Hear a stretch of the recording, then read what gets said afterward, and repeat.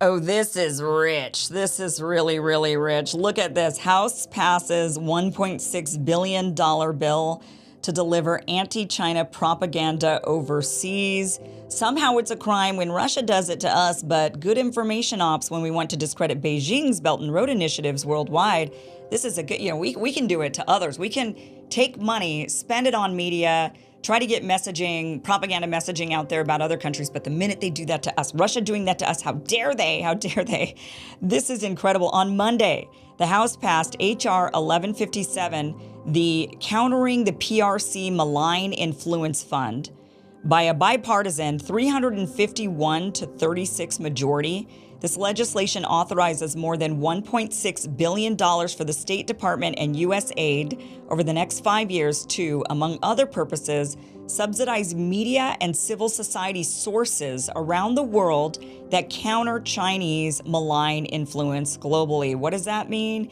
Giving money to media companies that have an anti-China message and encouraging that by saying, here's some money. This is what we want you. We like what you're saying. We want you to keep it going, keep it up. So here's a bunch of money. That's exactly what we've accused Russia of doing.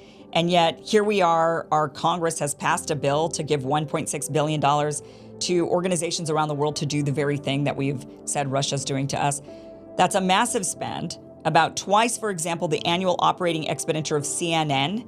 So if passed into law, it would also represent a large increase in federal spending on international influence operations.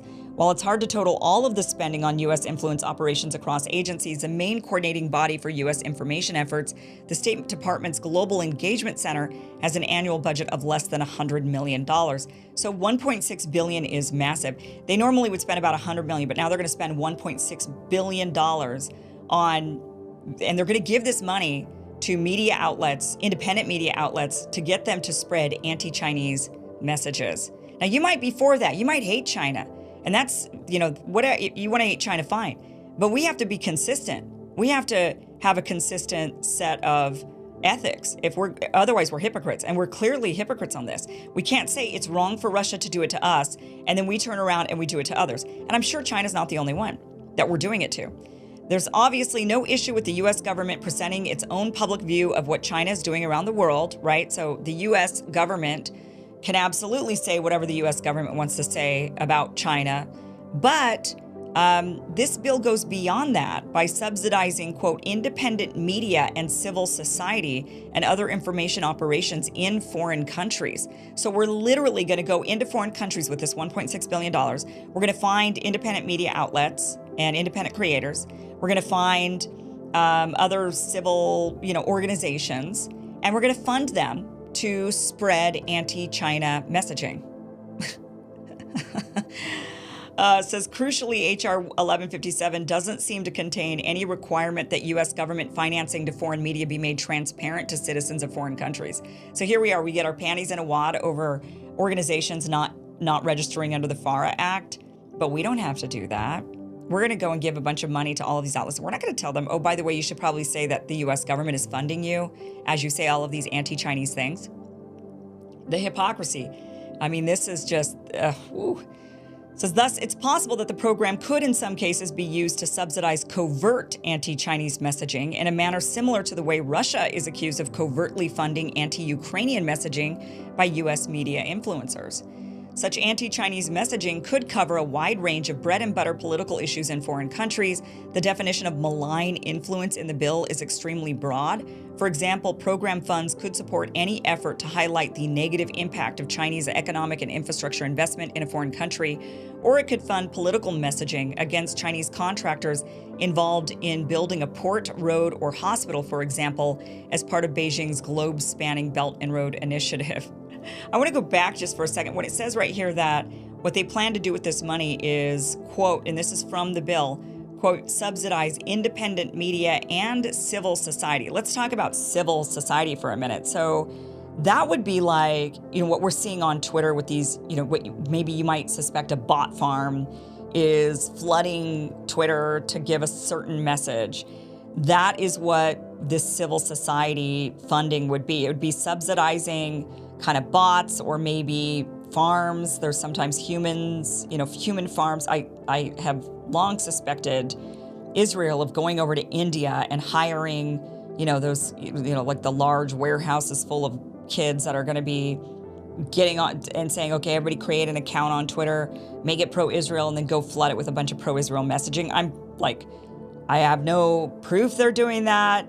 I do know that they've showcased on Israeli news IDF soldiers sitting in a room full of computers doing that. So my assumption, they're very close with India. They've been bringing a lot of Indians over to fill the jobs that they used to give to Palestinians, and I would not be surprised. I'd be willing to bet that they're going over to India and they're using these types of human farms that go online and flood social media. And that is what this type of money would be used for, but against China with the same sort of messaging and on their platforms, their social media platforms that they have inside of China. So, it's really, the biggest issue, it doesn't matter what your thoughts are on China, but what should matter is the way the United States, how we're perceived around the world. That should matter to you no matter how you feel about China on this. And this type of program, when we go and we fund these independent media outlets and social media bot farms to go and flood areas with propaganda, that makes us look terrible. And then we turn around and we say, how dare you do this to us? Like we're the only ones who are allowed to do it. No one else is allowed to do it, but we're allowed to do it.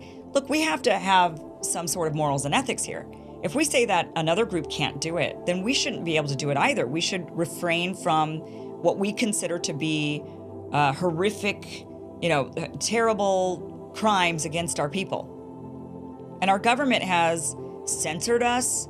They've used the talking point of foreign influence in our elections in order to censor and silence us. They say, well, we think that you're paid by Russians, or you're just all a bunch of Russian bots, or we're worried you might be a bunch of Russian bots. So anybody who says anything pro-Russia is a Russian bot, and we have to clamp down on that. That's the rhetoric they use in order to censor and silence us. So it's really, for them to then turn around and do this to another country, how do we save face? I mean, how do we just not come off as a bunch of entitled hypocrites? This is the type of stuff, we should be just totally and completely against this. Not only that, but, you shouldn't have to spread propaganda about another country. It shouldn't come down to that. People should be able to just see with their own eyes whether they like what that other country's doing or not. But the thing about China that really boggles my mind about the whole thing is, what exactly, those of you who are watching, I know many of you are watching who are totally against China. You think that there's a massive threat from China. Many of you will even email me and say, Kim, you're such a shield for China. You don't get it. You're blinded by China because you think because I'm Asian or something. Sometimes I get that. I'm like, I'm Vietnamese. Do you realize the Vietnamese hate the Chinese? So, that's the one, race. If I brought home to my family, my Vietnamese family, they'd be like, what, you brought home with Chinese? Ah! Okay, Vietnamese people do not like Chinese. Okay, but I don't get the logic in demonizing and going after China. I'm not sure, what are they doing? What do you think? And I want to get your emails on this. I really genuinely want to know. What do you think China's doing to us that we're not doing to ourselves? Like, could it be whatever you think they're doing to us? Is it possibly we're doing it to ourselves? Like, we're not making regulations or laws to prevent, any sort of, for us to be taken advantage of by another country? Is China threatening us militarily? No. I mean, are they threatening Taiwan? Sure, but that's not our country. So forget about that for a second. Let's talk about America. What is China doing to America that is particularly sinister in your mind that requires us to risk war with China? I really would like to hear what that is. Because if it's, they're rising too fast, they're taking our technology and they don't really do that as much anymore. Now they've got their own, the kids that they educated when they had the one-child policy, there were a lot of kids born. They're all now in their 40s. They've all been highly educated. And they're all, in fact, China's got a different problem, which is an overeducated population. They have too many educated people in China, and that's why a lot of Chinese young men in particular, it's the young men are leaving because when they had the one China policy, a lot of families only wanted the boys, so there's a lot of guys.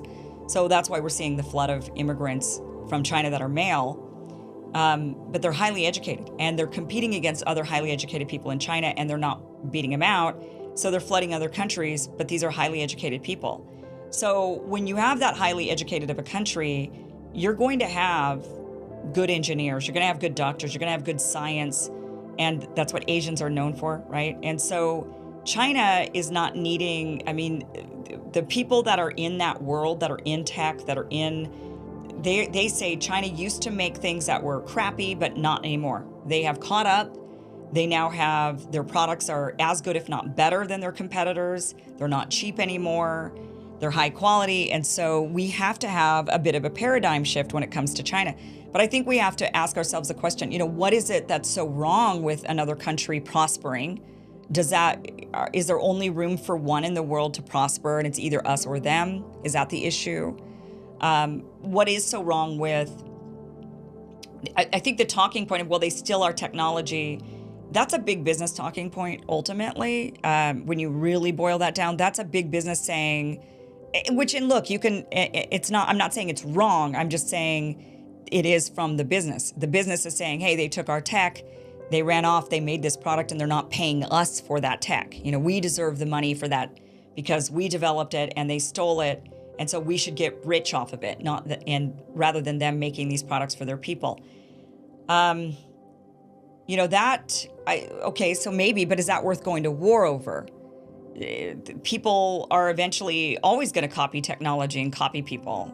It's kind of like a cult, this almost getting into like cultural appropriation territory a little bit. Like, hey, you stole the thing I created. How dare you? You're not allowed because it's coming from my people and my soil and my race and not yours. I'm just really trying to wrap my mind around what is it that is so threatening about China that where you're literally willing to risk potentially going to war. I just think that needs to be something we really hash out and that we really think through. Or should we just ignore China and we build our country and they could build theirs and we both could have strong countries. I don't think there's anything contradictory in that. And we stop this demonization sort of route that we're going down. So, but again, going back to the point of this segment here, for the United States to go and set aside $1.6 billion to, spend it on these outlets and bot farms in order to spread Chinese hate and propaganda is not a good look for America. And when you resort to tactics like that, it makes it look like you are losing and you just don't want to face that you're losing. So now you're focusing on smear tactics rather than actually being competitive. And that is what I would like to see the United States do.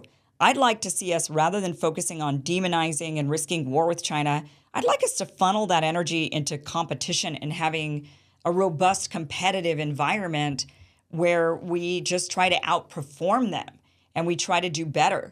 But that's not this road we're going down. We're instead trying to harm them, and we're also then going down the road of trying to harm anybody else who likes them. And that is just making us more enemies, isolating us more. So I just don't understand this path that we're going down. I genuinely don't. I think we should just be competitive. Win, don't cheat. Just win. Just win. Don't be a cheater. Win. Fair and square. And we have the ability to do that. We're a smart nation. We've got innovative people. We've got all kinds of great things going for us. Why can't we just use those skills that we have and compete? Why do we have to bully and fearmonger and push propaganda around? That's just my thinking on this, but I'd love to hear from you.